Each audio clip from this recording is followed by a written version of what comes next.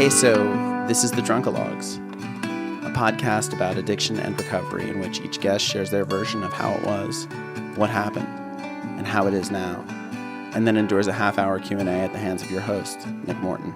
My next guest had a sort of nomadic childhood as her parents worked for the Communist Labor Party, moving from city to city in a giant bus to organize indigent neighborhoods. They eventually settled in Culver City, California, where she quickly fell in with a gang of partiers whose way of life became her raison d'etre.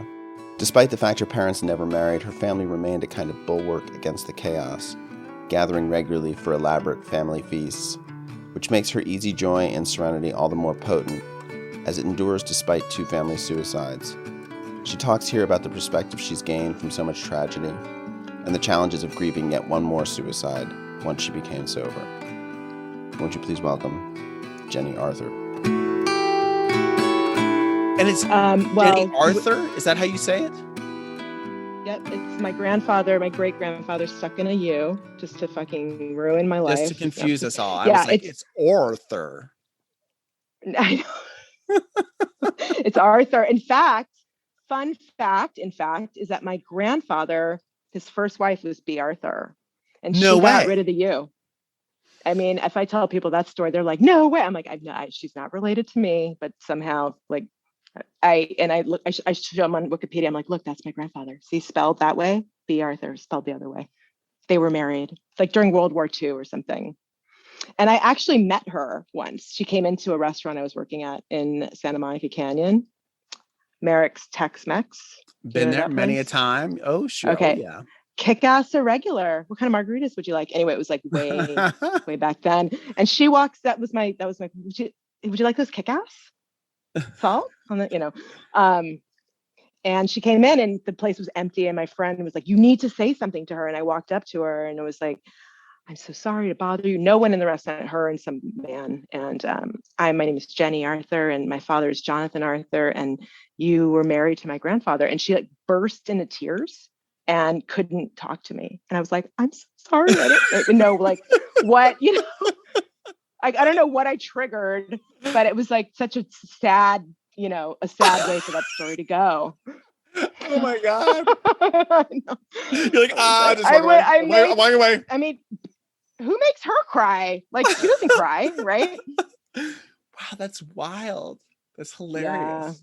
Yeah. I felt so bad. I was like, And so where were you born? I have a crazy life story. I was born in LA. My parents in Venice. My parents lived in Venice. It's where they met. They were very left wing. They were in a communist party called the Communist Labor Party, and they moved us around. I realized now that I was basically living in a cult, because like we would like go out. We lived in New York. We lived in Chicago.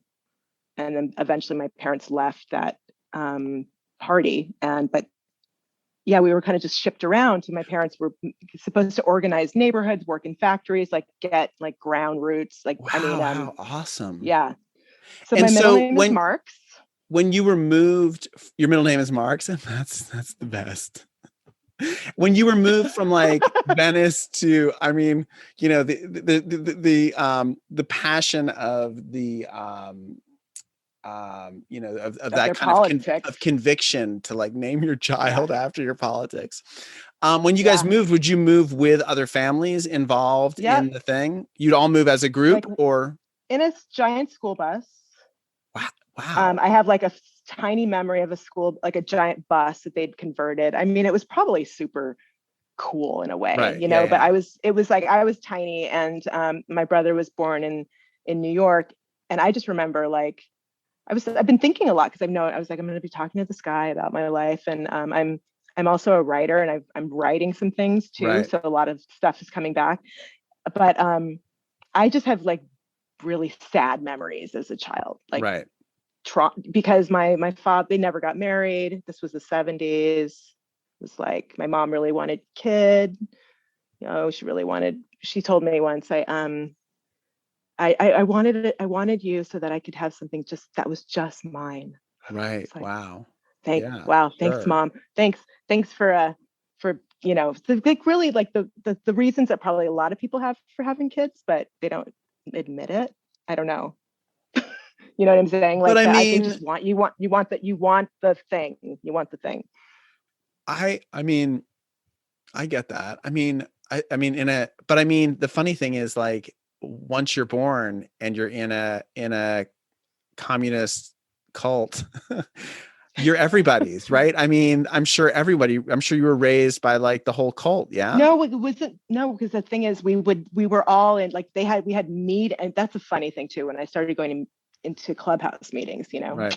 I was like, I'm going to meetings again. Like, I spent my whole life going to meetings. Like, they would take us to these meetings and we'd hang out with the other kids in the other room doing whatever, while they just discussed ideology, or, they. So it you was guys not wouldn't like all we live lived on together. a commune. No, we No. were like, we lived in poor neighbor, like we would live in specific areas that were picked out. I found out this because it would like this be a good place organized, and Wow. yeah, it was very destabilizing. Like, I just never knew when we were going to move, or And that went on until you were how old? about like 10 or 11. Right. Yeah. And That's pretty then old. we moved back to LA. And that's like where I went to junior high school. And your parents are still UCLA. together at that point? My parents, they were together for that event, Right. but they broke up and got back together forever. Right. So I thought they never got married. Right. Never found out that until later. I was like, a certain age, when you start seeing the pictures, it's at your friend's house, like, I was like, oh, where are our pictures? Wait, where's the ring? And yeah, exactly. And not only that they were, I mean, my whole family they're all gone now. So I can, I don't want to, it's mean to talk about the dead in a bad way. And I love them, but they also like changed our birth certificates, forged them so that we'd go to school a year earlier, because we were born at that time of year. So I didn't know my real birthday until I was like 10, 11. And it was like so upsetting, because I was like 4 months younger than I thought I was. Right. Like, oh. When you're little, you're like, that's a year, basically. And so when they came back to LA, did they come back to do communist stuff, or was that kind of the end? That was the end. It was to do, we moved to Culver City, and they were going to be normal people. That was what caused their break with the Communist Labor Party?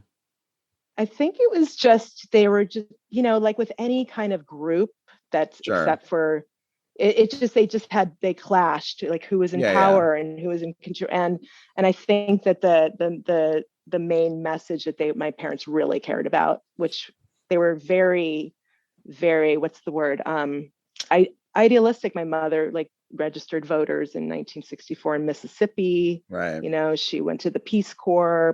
They were just young kids who like wanted to save they wanted to overthrow the government, literally. Sure. So when they saw that wasn't going to happen, because they were all just fighting, I think they got discouraged, and then they were mostly in, like, just got involved locally in LA. I grew up and I just feel like I start remembering my life like around 9. Right. I have flashes of like things, like, but nothing, because I really think I look at photos, I'm like, I was so morose. Right. Like, that's the word that comes to mind. Just like, come on, let's play, like, let's get you in soccer. No, like, I didn't want to do anything. Sure. I was just terrified all the time, because we were just never, I never knew what the hell was going on. Yeah, exactly. So, I think like my first addiction was books. Like, I was a reader, and I would get in trouble at school for reading, like Anne of Green Gables, in second grade or whatever. And I loved them. Like, it was like, and I really, when I stopped finally drinking much, when I was 40, I'm going to be 50. I'm 50. Thursday. You're a man. I guess it's different. It is different. It's crazy. But anyway, when I got sober, it took me till I was 40. So, but that was like the way I escaped back then. And then how does life progress from there? Really fast. So, okay. So I go to Culver City Middle School. I think it was junior high school back then. I was like, we had lived in Chicago for 7 years. And so I came to California with like, I was like a preppy, and my mother insisted on holding my hand in 7th grade to get me to the school. It was mortifying, but I quickly went from like straight A. We had this thing called the gifted and talented education for like the smart kids. I was always, from that to like literally in a month in 8th grade, met these girls that were like just bad. And I did a 180 and my parents were like, what the fuck? I started going to clubs when I was 13 in LA. Basically, I went from doing absolutely nothing to doing everything in a year. What were the clubs that you were going to in LA? And what year are we talking now? This is like... Okay, so this 1984, 85. Right. The prime time 80s, like it's so fun. I went to a club called 321, which some people might, it was it was like 3 Too Young because they let in underage. Yeah. But it was 18 and over, and there was a club called Dylan's in Westwood. There was just all these clubs back then, and we would just go to all of them. And like my parents were they didn't know what to do with me because I was like, fuck you, I'm doing this. And I would sneak out and put a basketball for the head. That was really dumb. Went to this club called the Odyssey, which was in like in the Beverly Center at the time. Just wanted to be out with these kids, like did the dumbest shit. And I can't believe what were your parents doing for work at that point? My mom was an urban planner. Right. So she was working every day, and so they were both working parents. So I was always like latchkey kid, never had. And my father was his copy editor for something, but yeah, they had jobs. They just had normal jobs. We were super like middle class people, like lived in and when I had for some reason, it's like, I never even thought about drinking. Like it just didn't occur to me as something I wanted to do. And then I met these people and they were like, we're going to go drink after school. And I remember, oh my God, like honestly, and I've thought about this a lot over the years, and I've listened to a few people on your show. It's like alcohol actually saved my life for a long time. Right. Totally. It made me like actually like myself. Right. Because, and just, have that confidence. And I was able to, the first drink was Miller Genuine Draft cans. Okay. Just because only the best. And just never stopped really. Where'd you guys drink those beers? Abandoned houses. Right. But that first one, was it like just some random house, or was it like when they were like in a park? Right. Yeah. And it was, I went like that. I mean, it was so fast. Was it awesome? Were you like, this is great? Yeah. And like, these are my people and they're hilarious and I am in love with life. Yeah. And we are, and I don't fucking care about school anymore. Like I just stopped caring about the things that I used to care about. And my parent, the thing is like, they were amazing people, amazing. And they were very like but the thing, it's like, I never really had parents. Like they were just sort of like friends in a way who didn't give me a lot of guidance. They were just like, you're brilliant. You're amazing. You're beautiful. You're brilliant. You can be whatever you want. You'll figure it out. Never checked my report cards. We're just like, we trust you. So, now I'm like, as old as I told you a moment ago. And I'm like, I don't even know how to do some basic shit like that. Totally. And I'm mad at my parents. Like, why didn't you teach me that? And I wasn't prepared for life at all, but I don't know who is really. Who's prepared for this shit show? I don't know. And was it fun? Like the party years in? Oh yeah. Yeah. Yeah. Super. I mean, it was, I was 14, I was 15. How would you guys get around the city? We would take the bus, the blue bus, the big blue bus, or we'd sit on the corner of, this is where we would meet, 7-Eleven on the corner of Sepulveda and Venice Boulevard. Yeah. I don't know where you live, but and we'd sit on the bus stop and we'd get picked up by people. Sure. And we'd be like, okay, let's go. Like we call it bumming a ride. It's not hitchhiking. bumming a ride, and we get into cars with anybody, it's just mental that like nothing happened, that I didn't end up. Yeah. Were there some weird rides, or was it mostly just like normal people? Yeah. There was times where there was one time when I was like in like a van with like no windows, like the total, like, and then the guy like I was with another friend, and the guy like locked the door. But somehow like we nothing terrible happened. Right. I never got pregnant. That all happened like in my like the things, the consequences came later. But I did I definitely think that I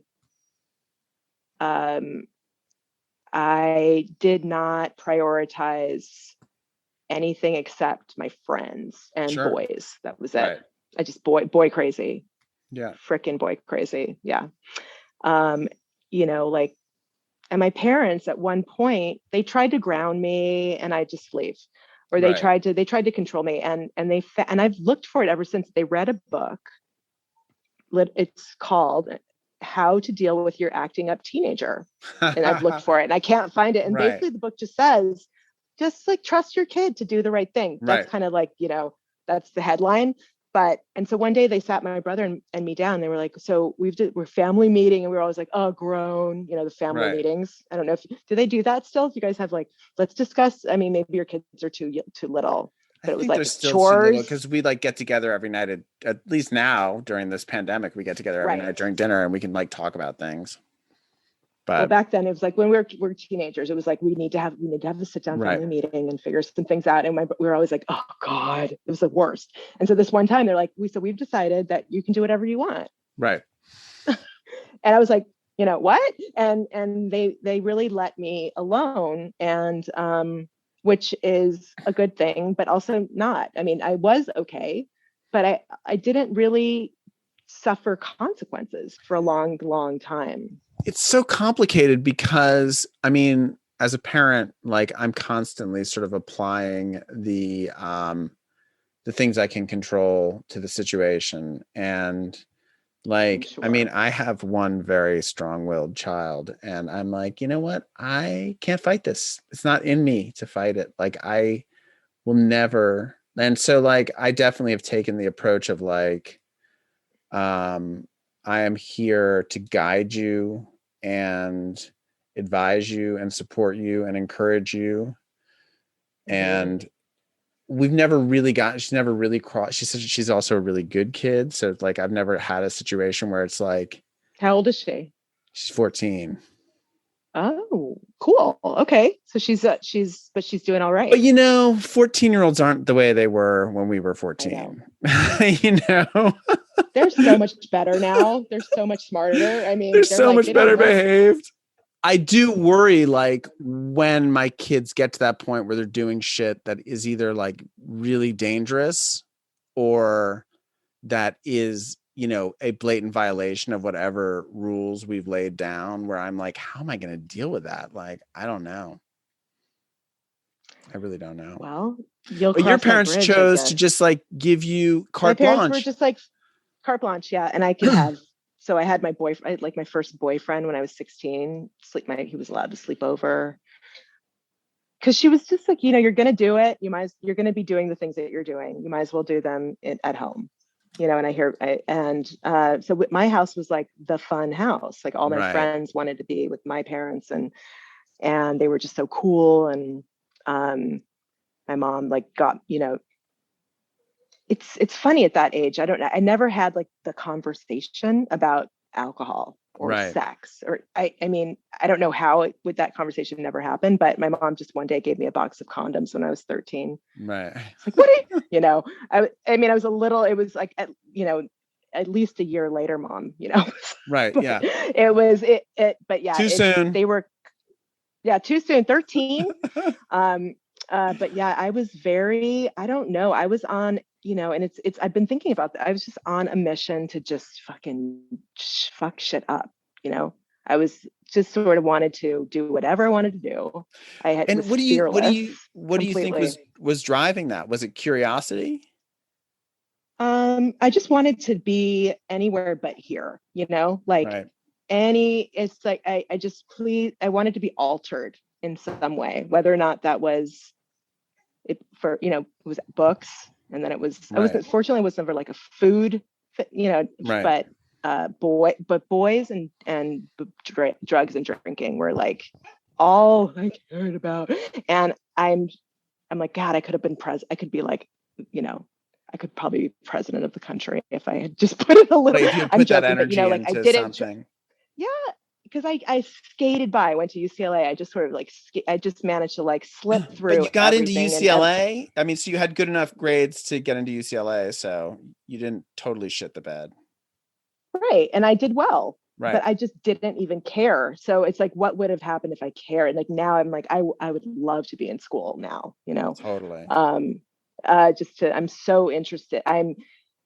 After I stopped, I'm so curious about things now, and I have been since I got sober, but I didn't care about, I was like not interested. And that's the part that I think really like breaks my heart, is like how I didn't care about anything except me and what I wanted to do and who that was going to involve and where, how small. There was a lot of adventure. Oh yeah. Oh no. I mean, for sure. And I was a good, I was a good drinker. Like I was never like the angry drunk, I knew those, or the one who'd start crying, or it's like I could go and go and go and always be lucid. And so what did you study at UCLA? Like what was the... That's where I met Jim, actually, English literature. Right. Because I was planning on going to law school. But then I got a job. Were you living at home? I got my own apartment when I was 19 in Venice Beach. Right. For $420. That was how much it cost. In my teens and 20s, I was in my early 30s. I was very together, and the reason for that is because I had long-term relationships, like with boys, guys that I lived with, and so I was like, I had this container, where I had this person who. Somebody who was like making sure, I had to show up and I wanted to be. So at UCLA, you had like a serious boyfriend? We lived together but when you're I think in a relationship with somebody, you're not going to go do the same crazy things when you're single and you're 32 in New York City and you don't have to drive and you don't have to, that was the other thing, is like, it was just more complicated living in LA, even though I drove drunk all the fucking time. I mean, Nick, the first time I ever drove, age 16, went and got my driver's license, because that's what you do. You go to the DMV, you have the appointment ready, you've already done driver's ed, you've already like learned to drive. I got pulled over the first night that my father gave me his 1978 Ford Granada, black, like dark vinyl blue top, light blue. And I was like, Dad, can I borrow the car? Please, please, please. Went and got drunk. Like, just what? At like a sushi bar that used to serve minors on Wilshire. And got pulled over with and the cops were like, okay, just go home. I mean, can you believe it? I mean, only in LA, because I was pulled over like 2 or 3 times in LA where I was clearly drunk, and the cops were like, please just go home. Yeah, we're like, what? You're like entitled white kids. Like we were fine. I was privilege, never. Yeah. I mean, and did it teach me a lesson? No, just that I could the get opposite. Away with more shit. I would say I was like, exactly. You don't get in trouble for anything in LA. Like, I know. If you're white. I got myself out of so much. Like I was like, just lied whenever I mean, I thought I could tell you a really crazy story of something that I did while I was drinking, as opposed to a bunch of little ones. But essentially, as my life went on, it's like things started to happen. I lost my brother when I was 25. He was 23. He killed himself. So that was 25 years ago, almost exactly. And that's when my everything changed, because and you're older or younger? Sorry. 2 years younger than me. I was 25. He was 23. So you had graduated, and what were you doing at that point? I was working at I got a job at CAA. It was my first job. Oh wow! And then I got it, and then I worked in talent. That was like one of the best educations I've ever had. And like working there for you. You were an assistant. You got a job as like an assistant there, and worked your way up. No, worked my way out. So after, because I was like, I'm not gonna. I didn't want to be an. Don't want to be an agent.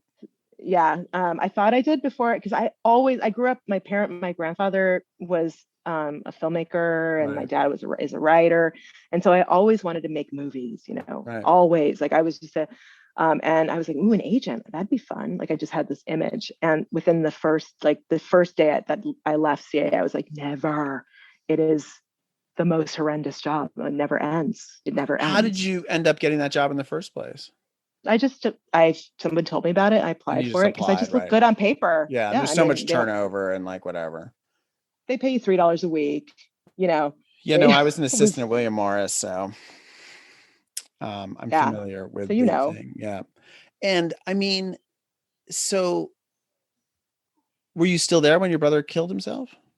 no, I said that I worked at CIA for the correct amount of time, but before people were like, so what would you like to do now? And I got a job working for Demi Moore for the Todd sisters, Oh, right. Suzanne Todd and Jennifer Todd. And I was a D girl development, Right. and I hated it. So I got another job. I worked for the music industry for a couple of years. And then I just gave it all up and decided I was going to become a yoga teacher. And when I was 25, I was living in Japan. And I came back from Japan just to get my stuff and say hi to my parents and move back. And my brother waited till the day, but I shouldn't say he waited. The day before I came home, he jumped off um, the 10, where the 10 goes, the Lincoln overpass in Santa Monica, and jumped Right. off that, and which is amazing that he even managed to kill himself, because that could easily just be like quadriplegic, nightmare.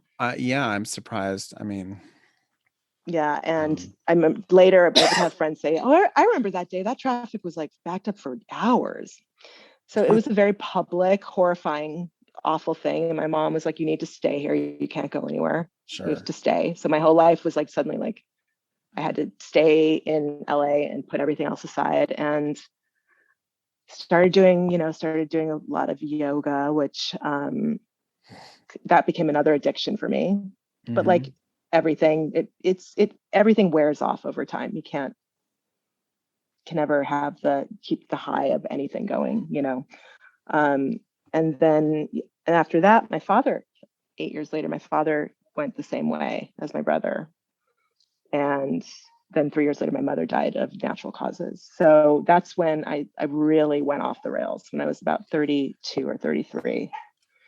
And where were you living at that point? Were you still out here? I was living in Santa Monica, but I'd had a plan to move to New York after I broke up with a boyfriend, the one after Jim that I was with for a long time. And so I had this opportunity through Yoga Works to go move to New York. And so I went to New York, told my parents, I called them, I said, I'm so excited. I've always wanted to live in New York. My dad picked me up from the airport. That was the last time I ever saw him. And so it was like so similar what had happened with my brother, like I was planning on moving to this other country and then I couldn't. And then my father, again, if this was conscious, I have no idea, of course, neither one of them left notes, um, and I just like, Mom, I have to go. Like, I can't do this again. Like, I need to go. Right. It was 8 years that I waited before I finally decided to do something else. And then my father and if you were to tell me, my dad was like, I just out of the fucking blue, like never saw it coming. My brother was very, mentally ill for a few years. Were your parents together at that point? No, they weren't Right. together, but they weren't together for a long time, but we were always a family Think you were anyway. always They always lived near each other. We always had, holidays, all of us would get together. Right. It was very unusual, but it was great. But It's sort of fascinating. I've forgotten about the whole thing that this is about. Drugs and alcohol. I mean, yeah, when you're like when your brother killed himself and when your father killed himself, I mean, did you find that like you hit the booze hard? Like, was that I was already hitting it pretty hard, like my father's funeral, and also like my parents were just very popular with people. Like everyone loved them. So right. I just had to go. I just like remember like just like sleepwalking through the second, what are they called? Reception. The second reception of this person that was killed themselves. And I was like, really? Again? Right. again. Like it was people didn't know what to do with me, honestly. Like I would see somebody cross the street when they saw me coming that I knew, because they didn't know how to couldn't deal with it. Yeah. And I was just, so I just, I had started hitting it already pretty hard when I moved to New York. And did it work? I guess because like the thing is, like, I've definitely had situations where, like, whatever, obviously not in a long time, but where, you know, I felt like emotionally traumatized and was so thankful that I was able to drink. And then there are other times, I guess, where like I've been under a great deal of stress and I've used booze to like mitigate the stress, and it hasn't worked because I wake up the next day and I still have to face all those problems, but now I'm just damaged from what I did the night before. And and I remember when my uncle died, like going to his funeral. He was someone I really loved, and it was super sad and sudden, and getting hammered there. And, you know, I, at the time thinking, thank God I can get hammered and like not feel all this. And, you know, I had my high school girlfriend died when I was sober, and it gutted me. It absolutely did something to me that I could not have seen coming. Feelings. And I'm like, and I had no way to blunt them. And I just had to like roll in that over and over for, you know, weeks. And, you know, I wonder how I might have felt differently, you know, with other times in my life where I just medicated myself. Like my other best friend from high school died before I stopped drinking, and I didn't like, I mean, I loved him, and like it, like I didn't really mourn that. I mean, I mourn it now, but like I didn't like, you know, I just kind of blunted it at the time. I was never like, listen, I didn't teach drunk, you know, I was never a morning drinker. So I thought I was fine. I always paid my bills. I thought I was fine. I was always on time. I thought I was fine. I was so not fine. I was like clearly like grieving and not knowing how at all. It's like I know, and it's so interesting to talk about this stuff because I don't ever talk about it really, because most people already know. Right. And it's not really great. It's not really a happy conversation. You know? Yeah, no, it's a hard, horrible conversation. And like, I mean, I guess like, you know, it's like, especially two suicides. Like, I mean, do you ever make sense of a suicide? Only in that, you know, my brother, I think that he lost his mind when he was 18. Like he was going to college in Reed College in Oregon, and I think he took like some bad acid or something. Like something happened to him, and but my dad, I don't, you know, I'm writing a memoir. Right. And it's so freaking why anyone would ever want to do it, like to sit down and like write about your life. So writing is so hard anyway, but these things are really hard to talk about. My father actually wrote a book about my brother's mental illness and suicide and killed himself, and then did the same thing, which is just, I cannot make sense of, you know. Have you read his book? Yeah. It took me a long time to read it, and I read it, and I was like, he was super smart, you know. It was like he researched, and it was very mental. It was very intellectual. He was trying to figure it out with his brain and that's how he lived. Like my father was very mental person, you know. He didn't really have the connection to like his inner landscape, so to speak, you know. So he couldn't figure it out, because there is no figuring out something like that. And he left no clues about his own reasons. No, except he left a list of people that we should call. It was awful. I mean, like he was prepared. He prepared for it, and then no explanation. Yes. No explanation. He left a note. How old was he? 56. And this is crazy, Nick. I remember I told you I looked up B. Aurthur.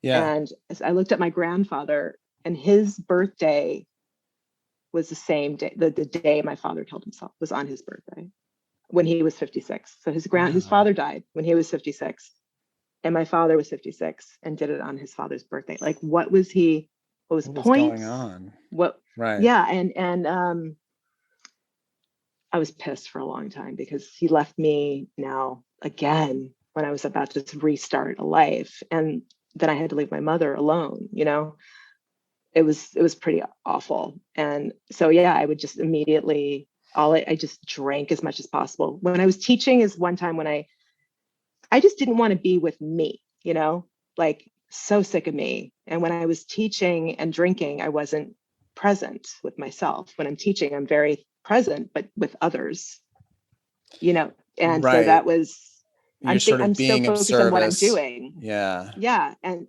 then other times I was like, I never wanted to be alone. I always had 8 plans every night just in case, I had just lots and lots of social, because I just couldn't. And if you would have asked me back then, like, why are you doing this? I'm like, because I can, it's fun. But now I'm like, oh, you were running really, I mean, I'm only being quiet because and I feel like I still do that. Like I still oh am yeah. I'm not okay with me. Like I don't want to spend time alone with me. Like anything but that. Well, let me tell you, COVID and being single and living by myself, like I'm so glad that I got Fine With Me a few years ago, or I've been working on it for a few years, because holy shit, like it's Yeah. just you. Yeah, and I did not want to get so I was so I really thought, and I've heard the people that you've interviewed say the same thing. I'm like, oh my God, we all say the same thing, which is I could not imagine my life without without drinking. It wasn't so much other drugs, like, but basically at the bottom of every glass of alcohol was my drug dealer's phone number, so it was the Right. alcohol that like made me do all the other things. I was never like an addict of I loved every drug. People are like, do you like to go up or down? I'm like, yes, I do. Totally. I don't care which way, just like somewhere. And I remember the morning I woke up and I called one of my friends who's sober, and I was like, okay, I'm done. And she's like, thank God. I was like, what are you talking? What? I was so offended, that she. What was like the event The that? final straw. Yeah. I started blacking out all the time, Right. like, and then it started to happen where I'd like drink one drink and black out. Right. And I was like, who slipped something in my drink? I was like, Yeah. What the fuck? And then I said to myself one day, I was like, if you black out again, you're done, and I did, and I was done. And that was it. It was just like, I knew that that was it, or I was going to die, basically, because I Right. was just like getting, I had to wake up at someone's house. It was bad, Right. 40 years old, and just like not hot, not And you were who I wanted to single. be. You were single at that point? Yeah. Well, I Yeah. had this like torturous on again, off again relationship with a musician, Right. which is, and yeah, so I went to a couple of friends. I knew who to call, but I remember just his first few days. I'd look up at I said there's a billboard. It was December 1st, 2011, and I'd look up and I'd see a billboard for like wine tasting in Italy, and I'd be like, oh man, like you did that, Jenny. Like you've been, you've wine tasted all Right. over France, Like and like what's I've done everything. I did it all. And what I, did what I so when you woke up on December 1st, you called like a sober friend to be like, what do I do? I said, yeah. And she was just like, okay, meet me here tonight at this place. And I was like, fine. I knew it was coming. Yeah. And And you we went, went? and I went to, I met her beforehand, and she was like, her name is Jenny too. And she's like, Jen, I'm so proud of you. And she gave me the couple of books, and she told me later, like a week later, she's like, I never thought you'd stay, Right. that you would stay. Like, I was like, oh no, I was done. Like, there was no like Had relapsing. you There been was to no, a meeting before at that point? Had no one had ever been like, honey, you need a 12-step program. probably. I mean, I Right. think a couple of my friends who were sober were like kind of looking at me side-eyed, or like I just avoid them. But I think they were all like, we're saving a seat for you. Right. That's what they said later. We were saving a seat for you. Yeah, people But you said know how that it to me was, later. And I was like, well, why didn't you tell me then?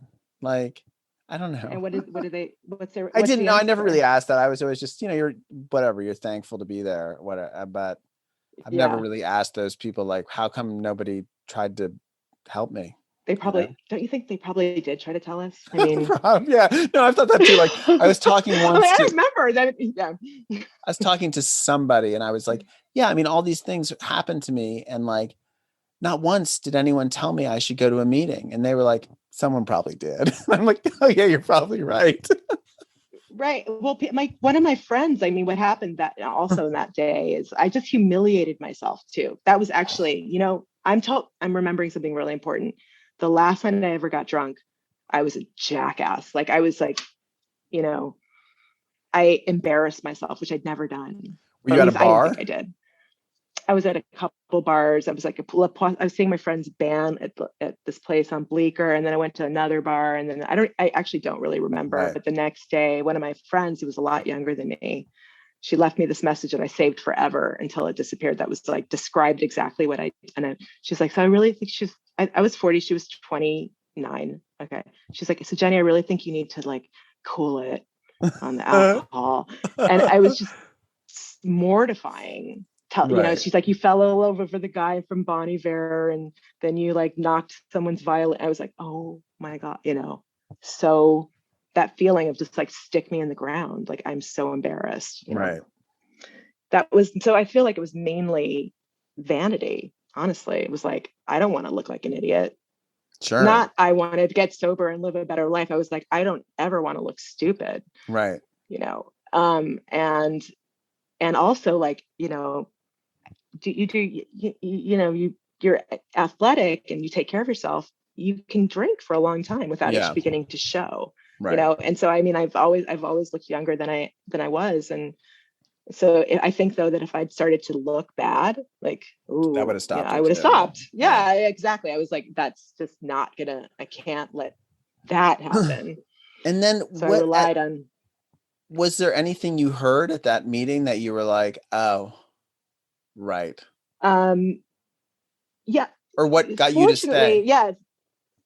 I knew that I had no. I just knew I had to. I hated it. I hated it. I mean, you know what it did for me, which I'm so grateful for, is like the only way that I could get out of myself in those meetings was to freaking listen to every single word, like really meditate on what the person is saying, like be like, so that I could tell you word for word what this person's story was. Right. And it taught me how to pay attention, like how to, which I was like, oh, this is what I've been teaching in yoga for years. Right. How to be present. Like just how to actually like have a conversation and actually have a dialogue rather than thinking about what I'm going to say next and not paying attention to what the person is saying.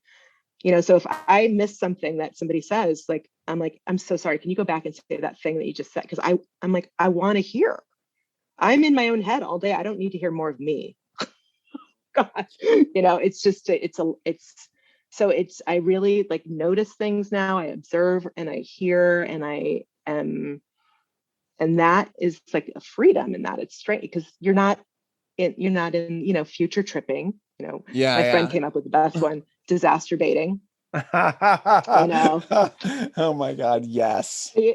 Or like just like being sad about the past. It's like it's the thing that everybody says that we're trying to do when we're seeking some form of whatever. Is like be in the moment. And I'm like, oh shit, that there is such a thing. You just have to look and listen to what's happening. And that's what I got out of the meetings. And then I started to hear things and really, I had no problem with the God thing, with God or higher power, which was surprising being raised by atheist parents, And how would you okay, sure. How did you get your head around that? I never believed my parents, like I was like, this can't all just be what you're saying it is. My father teaching me about infinity when I was like 7, I was like, how can there not be something else besides our, like I just always knew that there was bigger, more. What is your conception of like a higher power? It is.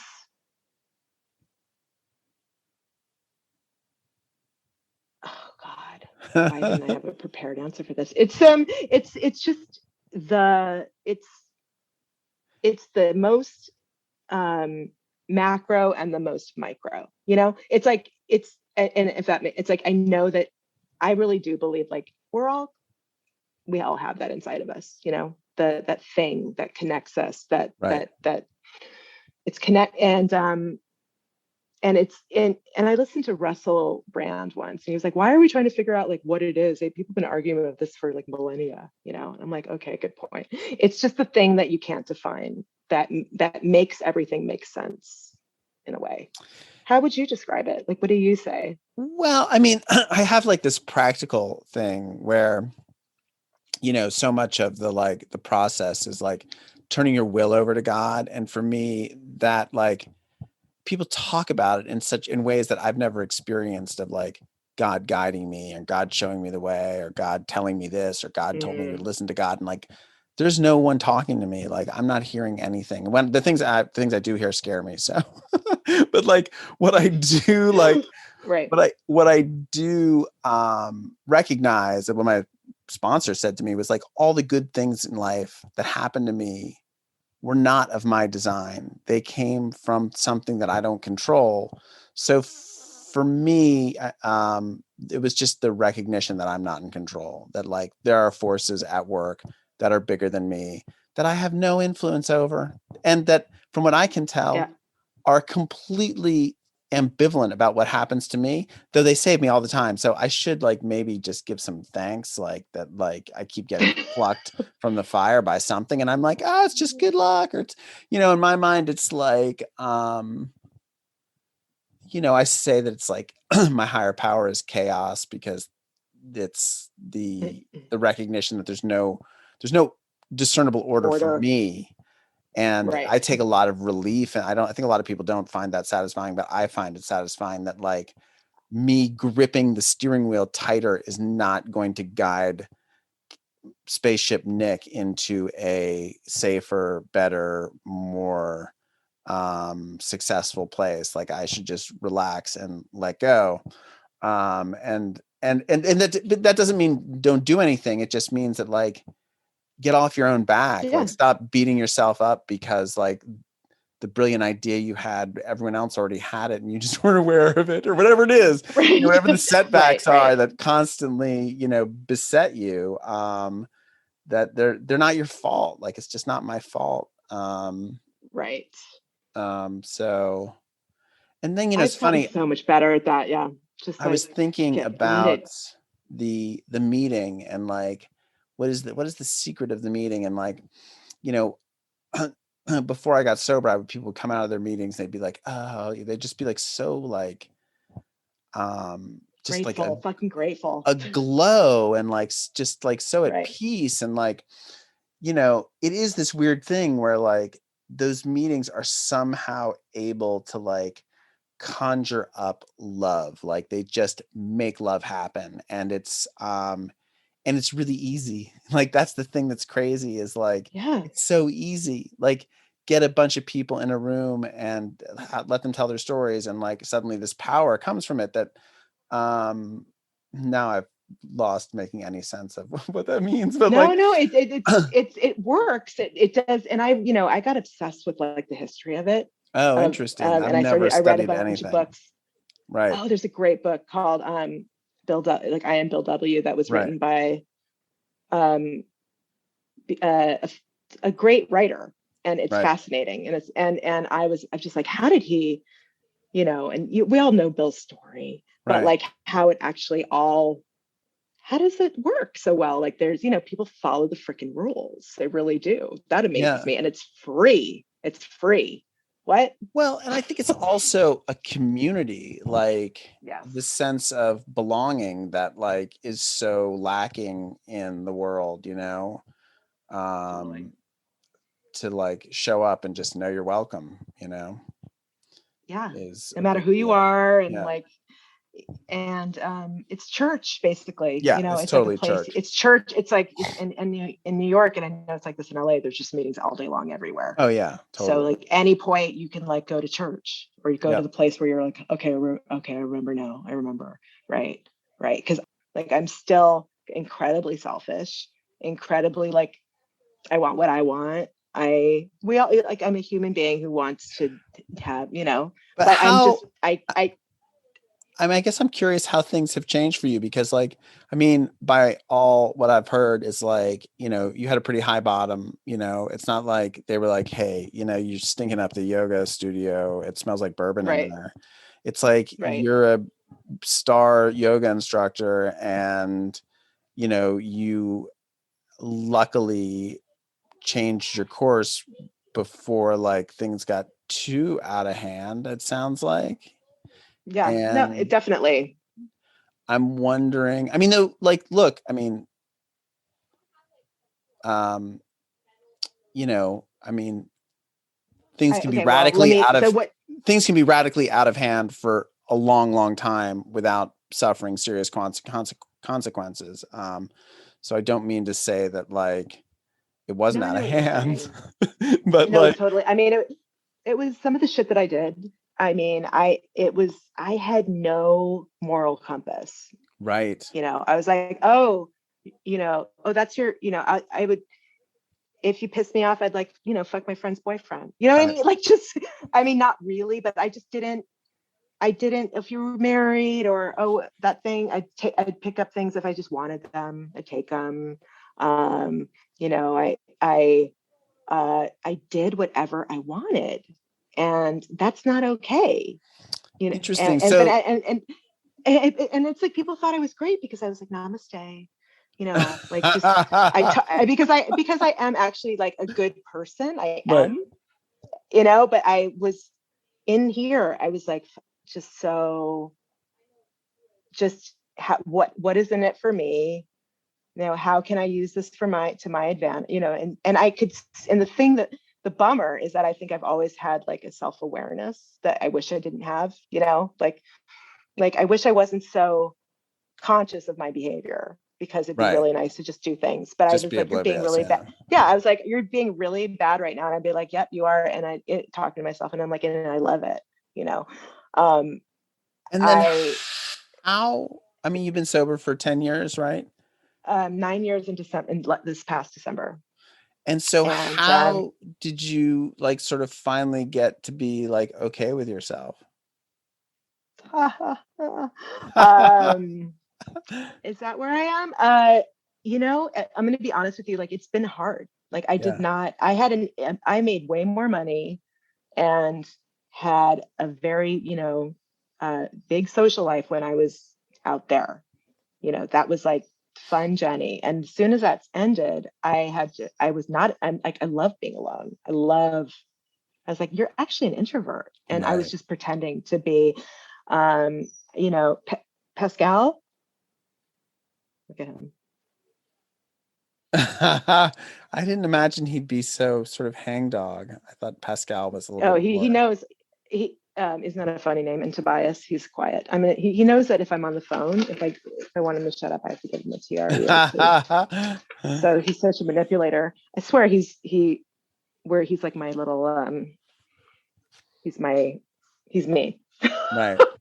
uh so, so no, it hasn't been easy because I've had to deal with the things that have been hard in my life. I've actually had to, for the first time, had to like look at all the shit that I was running from. So I wouldn't say like, oh my God, it's been amazing. My life, I hear people say cash and prize, no cash and prizes. Like, I've had to work so much harder. And I'm kind of like, okay, well, you had a good run, and life. And I was like, I was like, things came, I got whatever job I wanted. Right.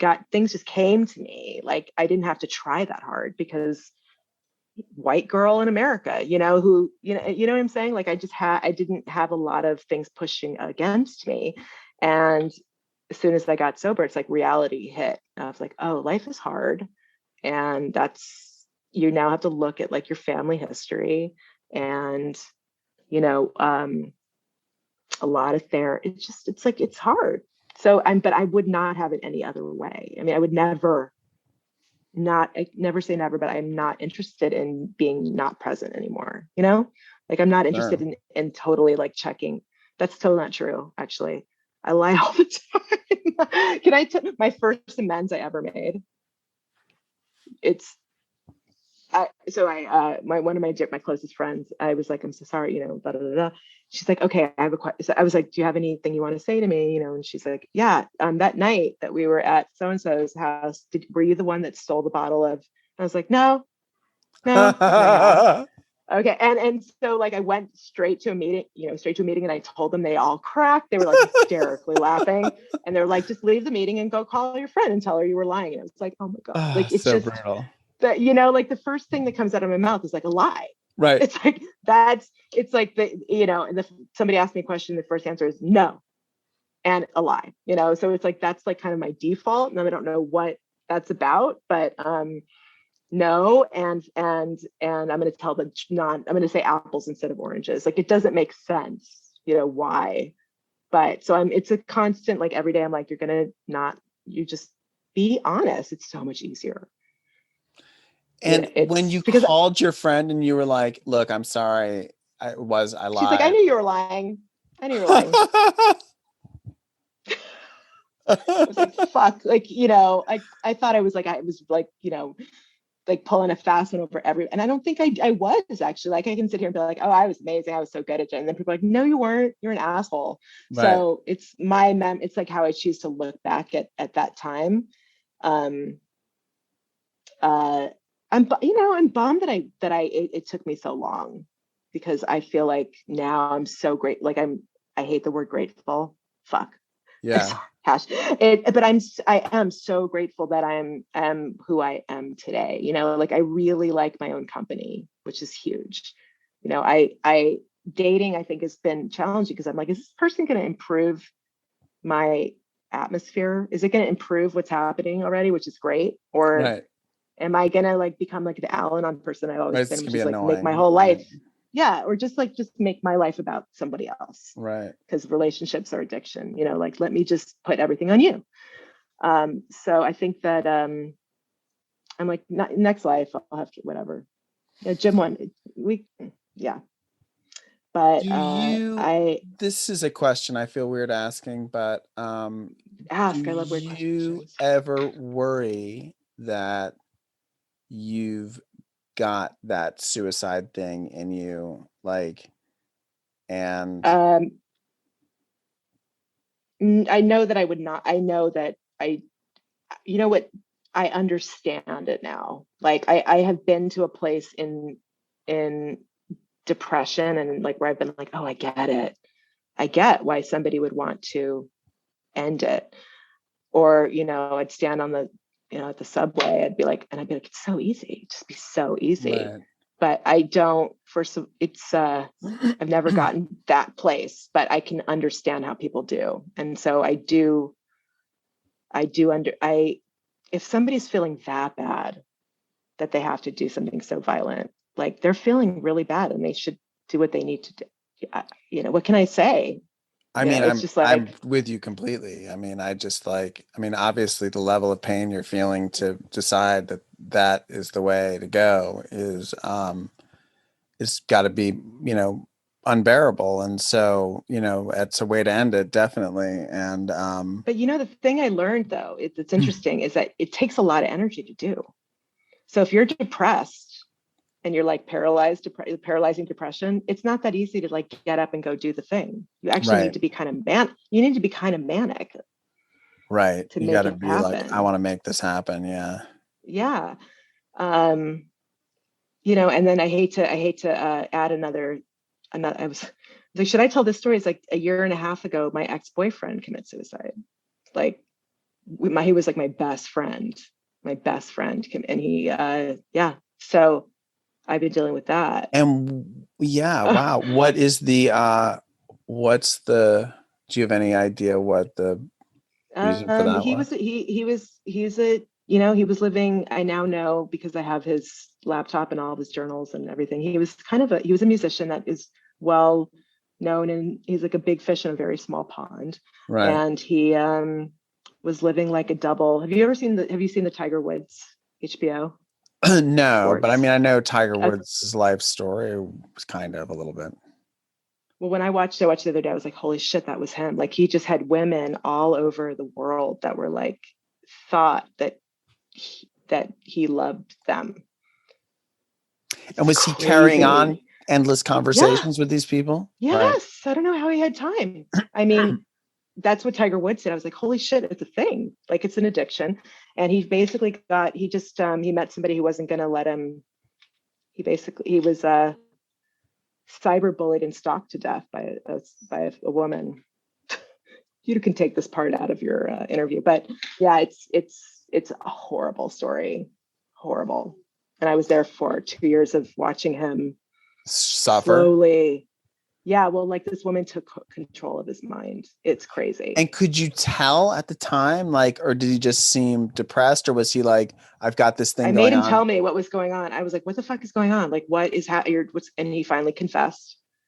And I tried to help him for 2 years. Like, I was, he changed his number a million times. He would always go back to her. It's bananas. So he was into it. Yeah. Even though he wasn't, like, he hated her, but she was like this dark force that pulled him under after he'd done that sort of thing with so many chicks. And when he died, like 40 of them, I am not exaggerating, found me on social media because they knew who I was from him. And look, we're like, I knew him and I know all about you. I was like, what the fuck? It was really intense. Like, from all over the world. They were like, hi, Jenny, you don't know me, but that's how they all start. You don't know me, but I knew Neil. I was like, another one? So many. That was, and I didn't drink over that. You didn't? To find out that your best friend was like a complete liar. It's really rough. Yeah. Hey, how do you come to terms with that? I don't know. I mean, I feel, my brother or my father, neither one of them left a note. He left a 26-page fucking manifesto explaining how he was feeling and who was going to get what guitar and who was going to get the surfboard. Like, the first line of the I know we're taking too long, but let me just tell you, the first line of his letter was like, this shouldn't be that bad, it's not that much stuff. And then 26 pages later, and we had an Excel spreadsheet of like 78 people that were going to get something, a certain book, a guitar. And who did he intend the letter for? For me and his other best friend. Right. I mean, I know. I was like, really? Was I Hitler in a past life? I mean, but then I'm like, Jenny, it's not about you. It's not about you. It's just, and my joke now is like, I was born for a pandemic. I was like, I've been preparing for this my whole life. Like, I got this, Totally. like, because it's so much. It's like, I really do feel like when COVID first happened, and everyone was like, oh my God, this is so hard. I was like, welcome to like having a hard time. It's because I felt sort of this like, what's the word? I was like, now a lot of people who never felt any hardship or had a lot of conflict or tragedy are now we're all experiencing it. And I thought that was amazing. The whole planet experiencing the same event. Yeah. What? Yeah. And so I feel like I've been doing pretty well because I can handle a lot. And, people are always like, you're so brave. I'm like, no, I just never had a choice. Like most people wouldn't be, they break a fingernail, they can't get out of bed. Jenny, you're just so, you're so resilient. I'm like, it's nothing that I'm doing. It's honestly like, I cannot not go to work. I don't have any money. No one left me money. You know what I mean? So Right. it's like, I got to feed the dogs. Like, it's when you have no choice, you get up and you get things done, But I mean, I guess one interesting thing is that when your best friend died, you experienced that sober. You didn't experience those other deaths sober. Exactly. And how was it different? So much worse. So much worse. I mean, it bottomed me out emotionally, really. I'm sure. I was like, oh my God, like the third man in my life who's like, in this awful way. And I just missed him. I mean, I mean, my brother, he was like my emergency contact, my little sad 401k, like he was a beneficiary. It's like that. He was my family, you know? So when you don't have any family, you're like, you're my family. Yeah. And so it was devastating. And it was August of 19. And I was like, you fucker, you missed COVID. Hate you. Like, you know. But, I'm so sorry. I just yeah, it's I mean, you carry it really well, but like, oh, that pain it's funny, like so brutal. Yeah, and you know, it's like when I talk about these things, it's like I feel like I'm kind of out of my body, because if I'm not, then I'll just like, how can I talk about these horrible things, you know? No, I have to kind of take a step. I feel like there is this like, it's like an aquifer of sadness, Mm-hmm. and I can avoid it. Mm-hmm. And if I dip into it, it is such a powerful current Force. and it just sweeps me under. And sometimes I want that. Mm-hmm. You Totally. know, like I want to feel all of that, and I will like, I can play certain songs and just like go there. Yeah. And then, but then there are times when like, I forgot how powerful this is. Like I can't spend time in this. I have to get out of this place somehow. Like I can't, like, this isn't something you toy with, you know? Right. Totally. Then, yeah. It's and you weird. Your father, and you can't, but that doesn't, but my father left, you know? So it's like, but then also you have to like, sometimes I feel like that grief, you have to kind of toy with it, kind of make sure it's still there, you know? Right. You're like, is it gone? No, it's not gone. Oh, no, it's not gone at all. Yeah, exactly. This won't sound weird to you, I think, because we're of the same ilk, you know. It's like, I think that all of the horrible things that I've experienced have actually made me such a nicer person. Like, just way more, like, things like, I don't, you know, people tell me, I'm just kind of like, yeah, things happen, you know, and people are jerks, and just how to, like, one of my goals every day is like, see if you can make somebody laugh today. Like, just go out and just be a nice person. Like, just be pleasant, because it's contagious, you know? Totally. And look around and just find beauty, because it's there. You just have to look for it.